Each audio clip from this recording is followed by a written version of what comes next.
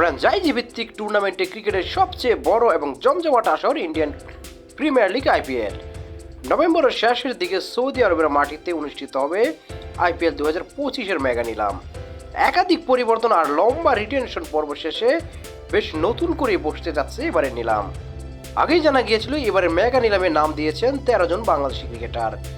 IPL কর্তৃপক্ষ শুক্রবার সন্ধ্যায় প্রকাশ করেছে শর্ট লিস্টে থাকা 574 ক্রিকেটারের নাম, যেখানে আছে আইপিএলের 2 নিয়মিত মুখ সাকিব আল হাসান এবং মুস্তাফিজুর রহমানের নাম।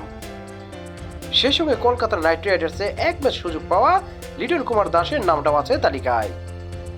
মুস্তাফিজুর রহমান, সাকিব আল হাসান ছাড়াও এবারের আইপিএল এর মেগা নিলামে থাকবেন আরো 10 জন বাংলাদেশি ক্রিকেটার।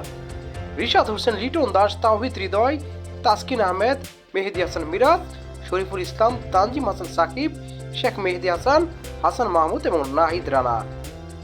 574 জনের ক্রিকেটারের মধ্যে ভারতের আছেন 366 জন ক্রিকেটার আর বিদেশি ক্রিকেটার 208 জন, যার মধ্যে সহযোগী দেশ থেকে আসছেন 3 জন।